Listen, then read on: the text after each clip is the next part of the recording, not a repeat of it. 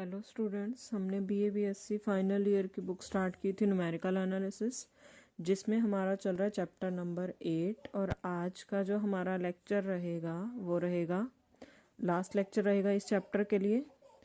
आज हमारा जो मेथड है वो है गॉस क्वाड्रेचर फार्मूला। इसमें आपको कुछ फिक्स स्टेप्स और कुछ वैल्यूज़ याद रखनी पड़ेंगी। जैसे सीधा वैसे क्वेश्चन पे ही आ जाते हैं। बस ये ध्यान रखना है कि a to b F X D X अगर हमें दिया तो हम उस इंटीग्रल को इस इंटीग्रल में कन्वर्ट कर रहे हैं। जो भी आपके पास इंटीग्रल की लिमिट दी होगी उसको हम -1 to 1 में कन्वर्ट कर रहे हैं। और एफ एक्स की जगह हमारे पास आ रहा है फाई यू डी यू, और यहाँ पे ये साथ में एक्स्ट्रा आ रहा है। और सब्सटीट्यूशन आपको ज़रूर याद रखना है, ये तो साथ साथ होता जाएगा। मेन चीज़ जो याद रखने की है वो है ये, ठीक है। और हर एक इंटीग्रल आपका -1 to 1 में कन्वर्ट हो रहा है। बी आपकी ये अपर लिमिट होती है गिवन इंटीग्रल की, ए लोअर लिमिट, ठीक है। ऐसे ये डी एक्स आपका आ जाएगा। और उसके बाद ये कि जब आपका इसमें कन्वर्ट हो चुका होगा तो उसको आप कैसे लिखोगे, W1 phi U1 plus W2 phi U2 up to WN phi U1। जो इम्पोर्टेंट चीज़ आपके याद रखने के, बाकी एग्जांपल से आपको थोड़ा और क्लियर हो जाएगा। और इस टेबल से आपको वैल्यूज़ याद रखनी होंगी। एक बार हम सीधा क्वेश्चंस पे ही आते हैं।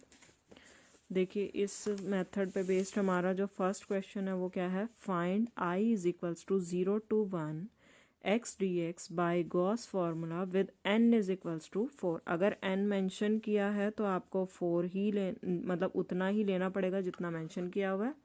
अदरवाइज आप 2 या 3 लेके चल सकते हो up to 5 decimal places. Decimal के बाद आपको 5 डिजिट तक की वैल्यूज़ याद रखनी होंगी। अब हमारा सबसे पहला काम क्या होता है, इंटरवल हमें क्या दिया हुआ है 0 to 1, हम उसको किस में कन्वर्ट करते हैं, -1 to 1 में। और सब्सटीट्यूशन हमारा ये रहता है। b क्या है अब इसके अकॉर्डिंग 1, a क्या है 0। तो हमारे पास x की वैल्यू क्या आ जाएगी u+1। अब x को अगर मैं u की फॉर्म में लेके जा रही हूँ, इट मीन्स dx भी मेरा du में कन्वर्ट हो जाएगा। x अगर u+1 है तो dx क्या बन जाएगा, du/2। तो यही इंटीग्रल मेरा अब कहाँ कन्वर्ट हो चुका है, इसमें। अब जो भी कांस्टेंट वगैरह है उसको हमने बाहर निकाल लिया 1/4। ये अंदर जो भी बच गया ये हमारा किसका काम कर रहा है, फाई यू का काम कर रहा है, ठीक है। अब n इन्होंने 4 बोला था ना, तो इट मीन्स आपका ये कहाँ तक जाएगा, 4 तक। W1 phi U1, W2 phi U2 plus W3 phi U3 plus W4 phi U4, जहाँ पे आपके पास फाई यू इसके इक्वल है, ठीक है। अब ये वाली वैल्यूज़ हमारे पास आई कहाँ से हैं ये मैं आपको दिखा देती हूँ, आपको याद रखनी पड़ेंगी थोड़ी। देखो, अगर आपको n2 गिवन होता है या n आप 2 ले रहे होते तो आपके पास u1 की वैल्यू ये चलेगी और u2 की वैल्यू माइनस ऑफ दिस, मतलब यही वैल्यू पॉजिटिव। और n2 है तो हमारे पास W1 ये चलेगा, W2 ये चलेगा। इसमें तो कुछ याद रखने की ज़रूरत ही नहीं है, 1.000 है और 1.000 है। इसमें भी सिर्फ आपको एक वैल्यू याद रखने की ज़रूरत है, दूसरा तो वैसे ही उसका पॉजिटिव है, ठीक है। और अगर n को आप 3 लेके चल रहे हो तो u1 आपका ये चलेगा, u2 में कुछ याद रखने की ज़रूरत नहीं है, u3 आपका u1 से ही रिलेट कर रहा है। ऐसे ही W1 में भी कोई दिक्कत नहीं आएगी याद रखने की, 0.555 अप टू है। और W2 भी 0.888 है, W2 W1 के इक्वल है। W वाली वैल्यू में तो कुछ ऐसी दिक्कत नहीं है याद रखने की। U वाली वैल्यूज़ में हर एक में आपको एक एक वैल्यू याद रखनी पड़ेगी, जो थोड़ी दिक्कत की है। n जब 4 लेके चल रहे हो तो u1 आपको ये याद रखना पड़ेगा, u2 ये। n इज इक्वल्स टू 4 के लिए आपको दो वैल्यू कॉम्प्लिकेटेड थोड़ी सी याद रखनी पड़ेगी। u2 आपका u3 के इक्वल ही माइनस u2 के इक्वल जा रहा है, u4 माइनस u1 के इक्वल जा रहा है। और W1 आपका ये फिक्स याद रखना पड़ेगा, W2 भी, W3 W2 के इक्वल है, W4 W1 के। मीन्स आपको ये वैल्यूज़ तो याद रखनी ही पड़ेंगी, इसके बिना आपका गॉस क्वाड्रेचर फार्मूला नहीं चल सकता, ठीक है। और इनको ये आपको एग्ज़ाम में दी नहीं जाएंगे, आपको खुद ही याद रखनी पड़ेगी। कोई ऐसा डाटा दिया नहीं जाएगा कि u1 की वैल्यू या W1 की है, इस तरह से ये आपको खुद ही याद रखनी पड़ेंगी, ठीक है। अब हम आ जाते हैं, हमारे पास क्या था, 4 तक था। It means n is equals to 4 के लिए जो हमारे पास u1 u2 u3 की वो सारी वैल्यूज़ थी वो करनी है। W1 n is equals to 4 के लिए हमारे पास क्या था, W1 0.34785 था। ये देखो, ये देखो 0.34785 था। n इज इक्वल्स टू 4 के लिए हमने लिख दिया 0.34785। और 5u1 पुट करना है, मीन्स u1 + 1। u1 अभी हमारा क्या है, n इज इक्वल्स टू 4 के लिए 0.8611, 0.8611 + 1। ठीक है, ऐसे ही सारी वैल्यूज़ पीछे से लेके सारी पुट कर देनी, आपका हो जाएगा।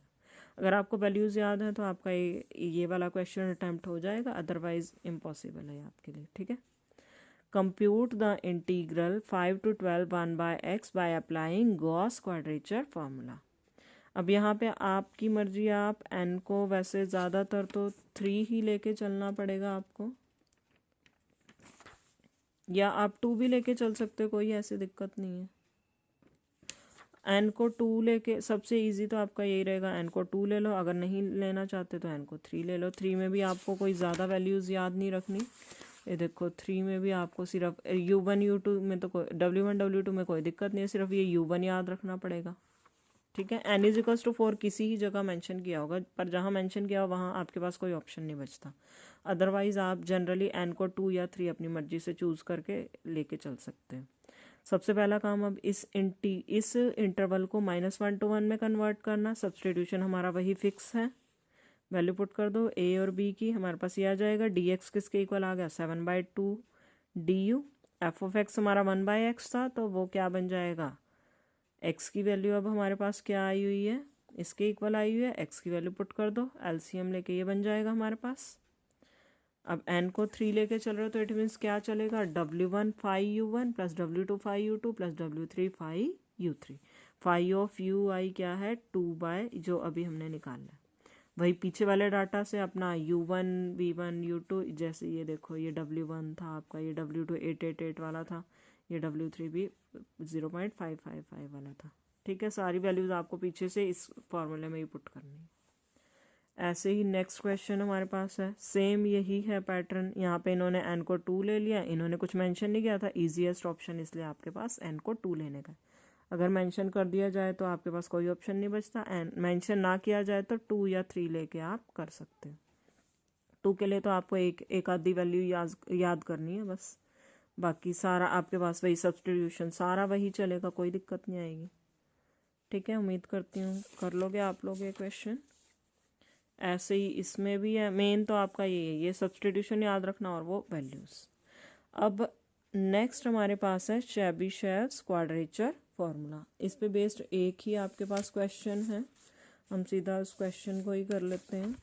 और जैसे पिछले में आपके पास आपको वो टेबल याद रखनी थी, यहाँ पे आपको ये 2-3 पॉलिनोमियल याद रखने पड़ेंगे। ठीक है, इसके लिए अब देखते हैं हमारा काम कैसे करता है ये। Use Chebyshev quadrature formula to evaluate 5 to 12 1/x dx। f(x) हमारा ये हो गया। इसमें भी हम क्या करते हैं, इस इंटरवल को -1 to 1 में कन्वर्ट करते हैं। बस फ़र्क क्या है, पिछले में गॉस क्वाड्रेचर में था हमारा ये क्लोज्ड इंटरवल, और इसमें हमारे पास क्या है, ओपन इंटरवल है। ठीक है, वैसे इसमें कोई खास फ़र्क पड़ने नहीं वाला इससे ओपन हो या क्लोज हो। वही सब्सटीट्यूशन आपका जैसा पिछले वाले में था एग्जैक्टली, यहाँ तक तो आपका पिछले वाले जैसा ही है। बस फ़र्क जो आपका आएगा, पिछले वाले में आपका क्या चलता था, W1 5u1 + W2 5u2 + W3 5u3 W4 5u4 था। अब यहाँ पे आपका क्या चलेगा, वो WI सारे गायब हो जाएंगे, आपका सिर्फ चलेगा 5u1। कैमरा में कोई दिक्कत आ जाती है बार बार।